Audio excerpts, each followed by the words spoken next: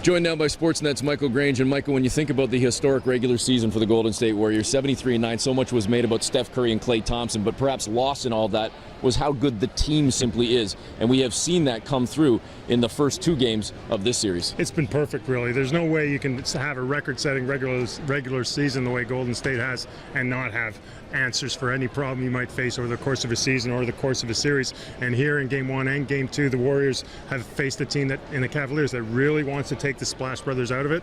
They've had some success. 55 points for Thompson and Curry through 2 games. Doesn't matter. There's always somebody else ready to step up. Sean Livingston was the go-to scorer in Game 1. In Game 2, he becomes a distributor off the bench. Leandro Barbosa has provided sparks in both games.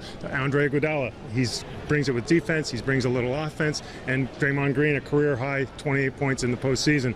That's just the mark of a really, really good team, a great team.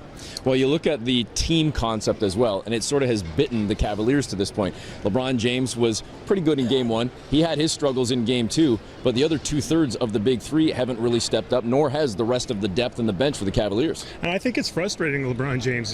He's got Iguodala in his shorts every moment he's on the floor, it seems. And when he does get a switch off of him, he's settling for jumpers, trying to drop a 3 over Leandro Barbosa. That's not ideal to me. He should be attacking that matchup, but I think it's a sign of a player who's gone through this. He's seen this movie before. He's getting frustrated. He's maybe getting even a bit tired.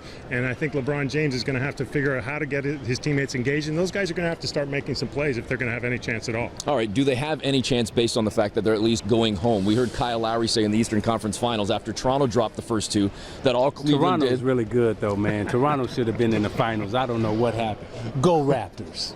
Well, hopefully some good news for next year. Maybe a positive sign for the Raptors for next year. But Isiah Thomas. Well, and if the Toronto Raptors were able to come back and battle against the Cavaliers, could the Cavaliers do the same to the Golden State Warriors, maybe get on track by getting themselves back into their building? You're going to have role players play better at home. We saw that with Toronto against Cleveland. You're going to have the three-point ball, I think, be more effective. You saw that with Toronto against Cleveland, and that's really their only hope. They've got to come up quick, plant that seed of doubt, and maybe they can gain some momentum from there. Well, and perhaps one of the main issues for the Cavaliers will be the status of Kevin Love after he left Game 2 early and is now under the NBA's concussion protocol.